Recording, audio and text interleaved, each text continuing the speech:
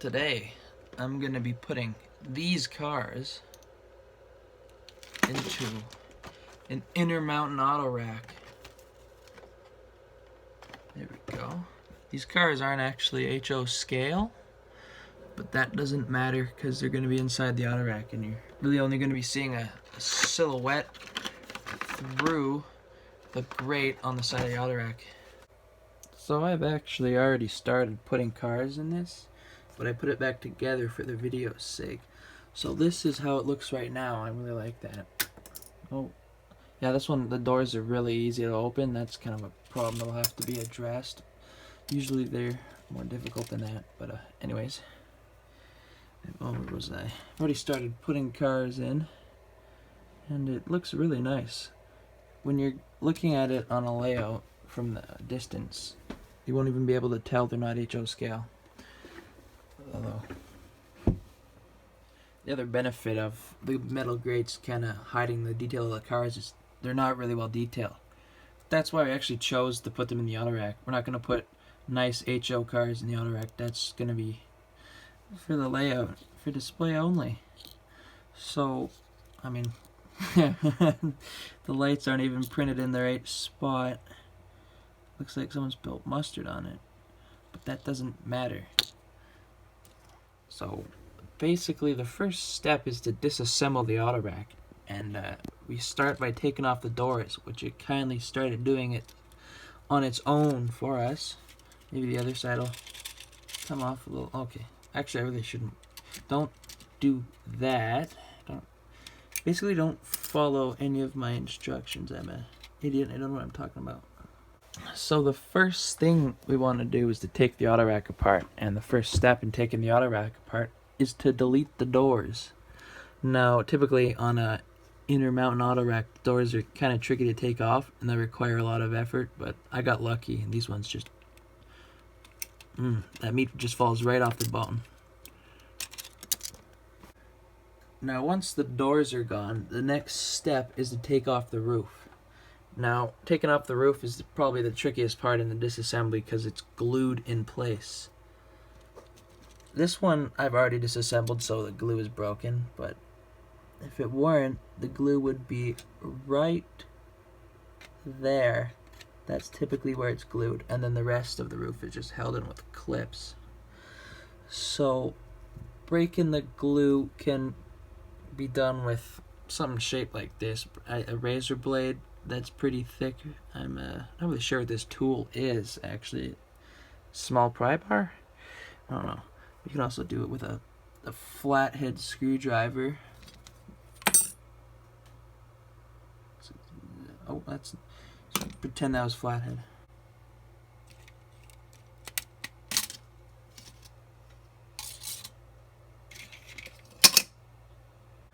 Also, I should mention to be very careful while doing this. That's probably pretty obvious if you own one of these because they're pretty delicate, but you want to be very careful because the glue isn't that strong on some spots, so they can be removed pretty easily. Removed. Good quotations. So you want to be careful. And if you're using a tray like this, you want to make sure that details like that you're mindful of, because they're pretty darn easy to break and they're pretty annoying to repair. Now the next step is to take all of the metal screens out. It's pretty straightforward. What you want to do is remove them from the top, so you can pinch them like this, bend them a little bit into the auto rack, and then you can pull them up, and they come up pretty easy most of the time. Really, the only thing to worry about when taking the panels out is the fact that the ones that have the railroad name on them are glued in place at the top and bottom. So, gotta be careful. I just decided to leave the panels in because they're pretty easy to work around. One more thing to be a little mindful of is that these skinnier ones can be a real... well, that one wasn't, but usually they can be pretty tricky to take out. It's probably because this is my 13th take, but if it's your first take, then they can be pretty tricky. Once you've got all the panels out, that makes putting the cars in really easy. I mean, it won't be easy for me because I decided I wanted to film it, but, well, actually, hold up. I'm gonna give you guys an in-depth tour. Put that up there. That's right. Alright, there we go, there we go, there we go. Look at that. Aerial view. So, anyways, as I was saying, it makes it easy putting them in because you can put your fingers through the openings in the side and kind of use that to position the car, like what I'm doing here. This mainly comes in handy in the bottom, but that technique is mostly for the bottom. When you're doing it from the top, you can also do it this way, but it's really whatever works for you. Now comes the fun part. Gluing the cars in place.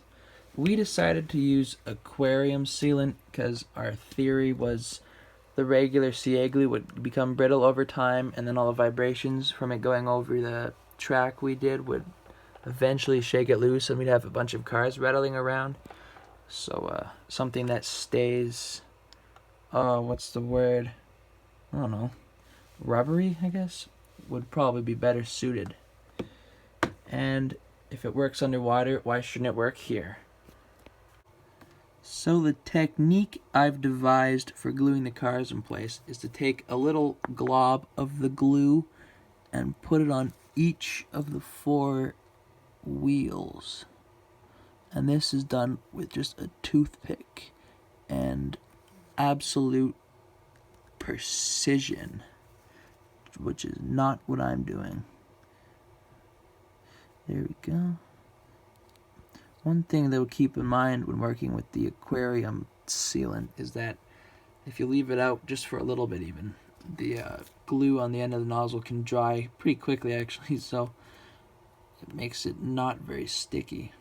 So here comes, oh, you're right. Here comes the precision part, putting the car in place.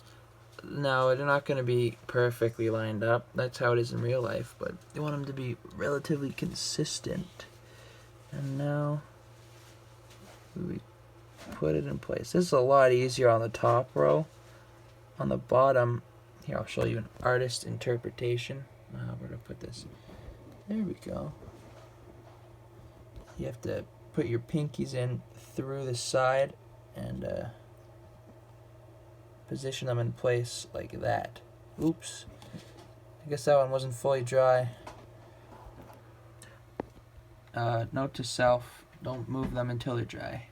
Now for the other cars, it's just rinse and repeat. And voila! All the cars are in place. Now I suggest before disassembling you let the glue dry, but I'm not gonna do that, and I'm just gonna go ahead and start assembling right away. The globally glue kinda does a pretty good job holding it in place even when it's still pretty wet, so I'm not too concerned as long as you don't keep it on its side completely. And now we begin the inverse step of disassembly. It is kind of tricky getting these in. Sometimes they have little tabs on the side of the panel that are really small, and they make sliding it through the opening really tricky.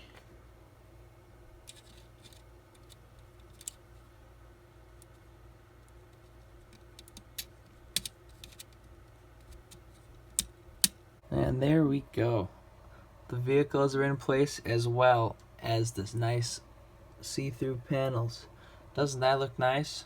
It does. It's not up for debate. So now the next step is to put the roof back on and glue it in place. Now I'm going to be putting it back on for the video's sake, but gluing it will happen a little bit later because I don't really want to tilt this thing too much with all the vehicles still glued, or the glue is still drying for the vehicles, so we're just going to put the roof on.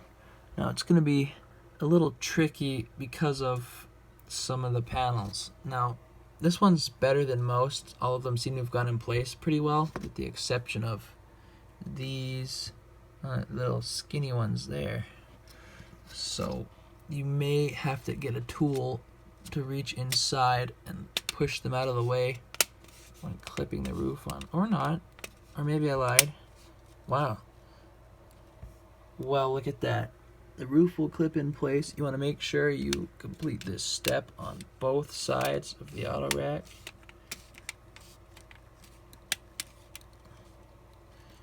I think that, let us see here. Well, look at that. Well, look at that. The roof is in place. Next step, put the doors on, and then we're done.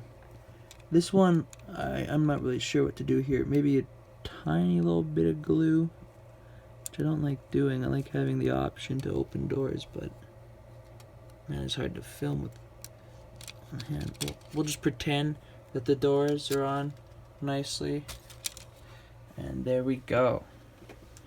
All done. Let's hold that up against the wall and see how it looks. Wow, look at that. That looks excellent.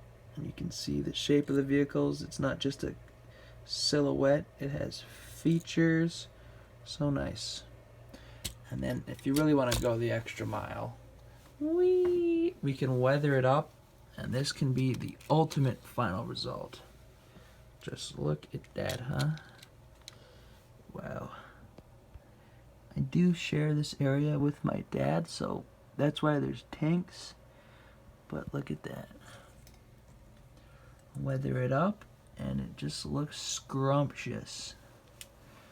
There we go. That is how to install cars on a HO scale Intermountain auto rack.